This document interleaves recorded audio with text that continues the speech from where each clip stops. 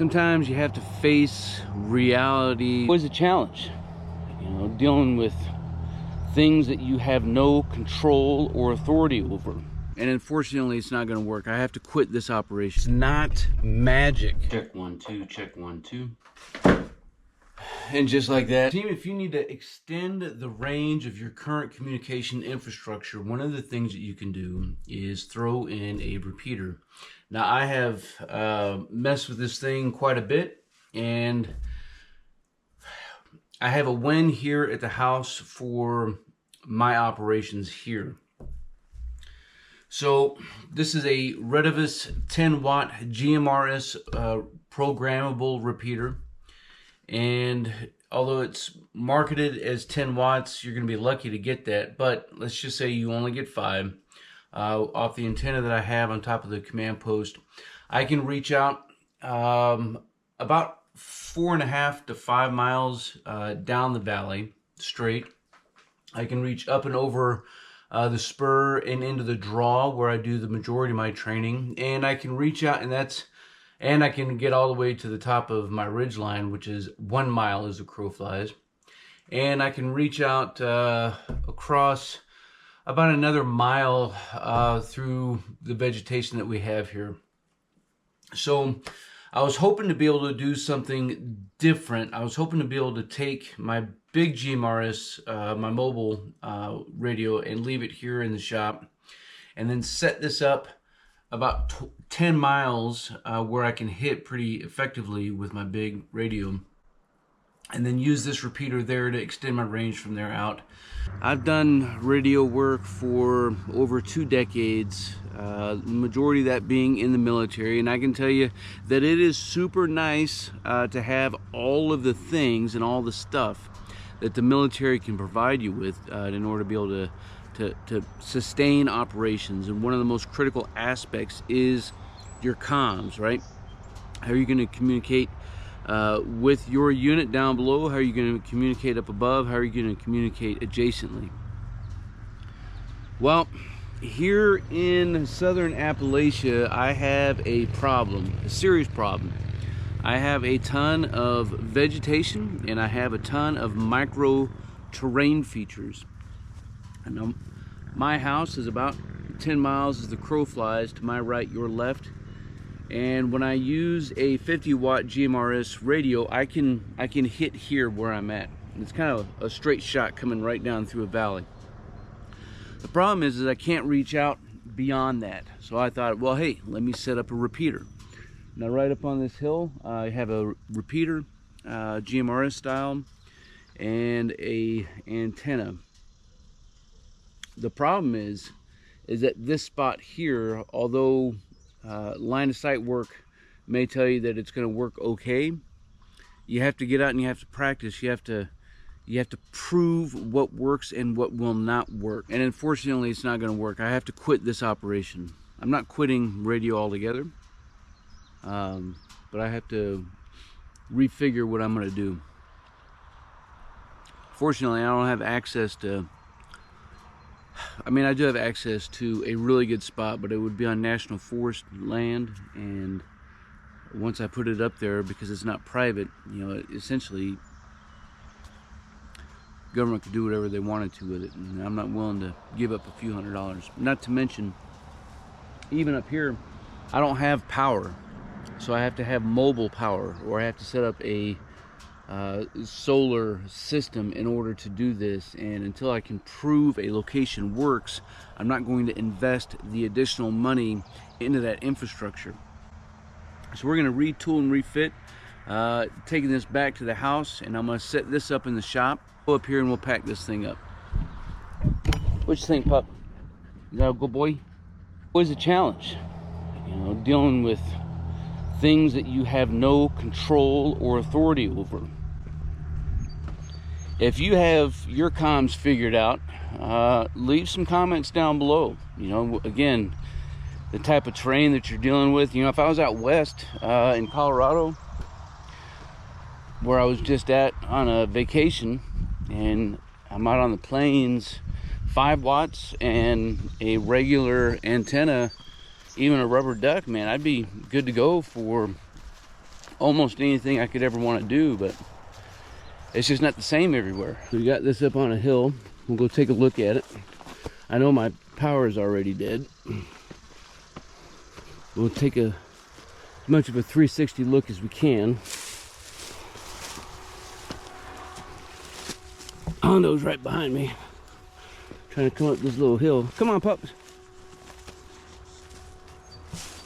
Oh man, I got freaking wasps up here.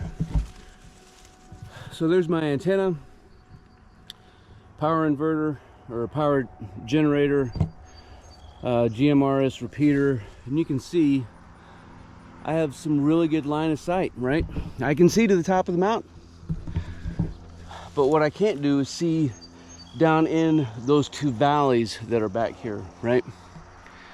And so that poses some serious constraints because of the micro terrain features and the vegetation. I can't reach from here into town. Like, it's ridiculous. So let's take a look at this setup.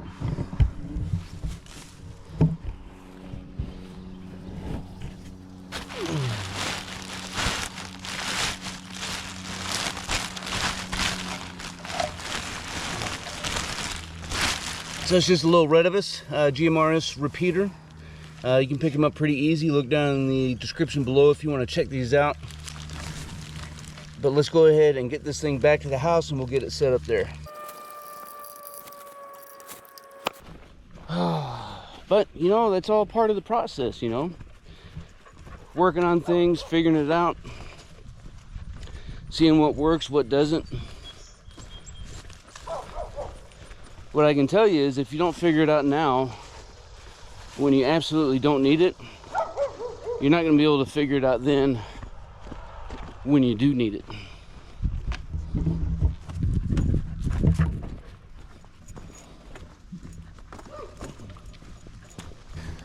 Alright, so when you buy the kit, it does come with the antenna that's up there. I have another antenna back at the house already at my shop that we're going to hook up to.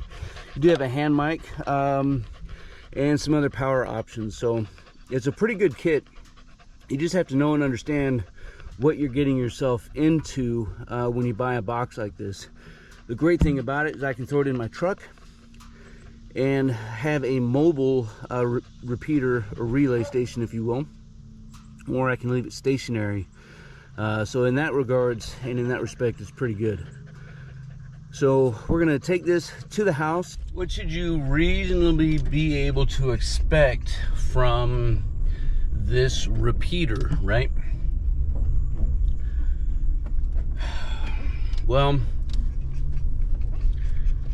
with a good antenna and a 5 or 10 watt radio, you're gonna be able to get a couple miles where I'm at.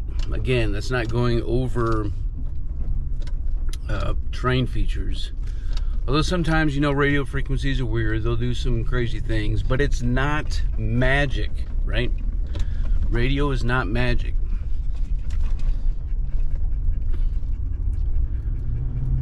But if you had something where it was in a great elevation and you're shooting across flat ground and there's not a ton of vegetation in the way, you might be able to extend that to 10 or 12 miles. And so if you have a repeater like this set up, that means, you know, you can connect something 10 miles away to something else that's 10 miles away in the opposite direction. And now you can take a couple radios and, you know, basically at least double what you're going to be able to get. So again, you know, if I had my big radio in the shop and was able to hit down here where I had the repeater set up, and there was somebody else of equal distance away going in the opposite direction that was able to hit the repeater, well then now, or even, you know, bending around a terrain feature, now you got something that's really awesome. I'm just not gonna be able to get that here with my budget. You can interlink repeaters. That's always an option, and there's a lot of private communities that are out there that have, you know, some pay-to-play systems set up. Georgia's one of them. So you could always look into that. But if you have a farm, if you have a small piece of property like I do, and you want to make sure that you have effective communications throughout your property, this is a great option. But you know, having this box set up right here, plugged into 120, of course I can plug it back into the truck if I want to have a mobile radio station, but it is effective. It's super easy to use, and I mean, it's so easy a kid can freaking play with it. Check 1 2, check 1 2. Testing 1 2 3, testing 1 2 3.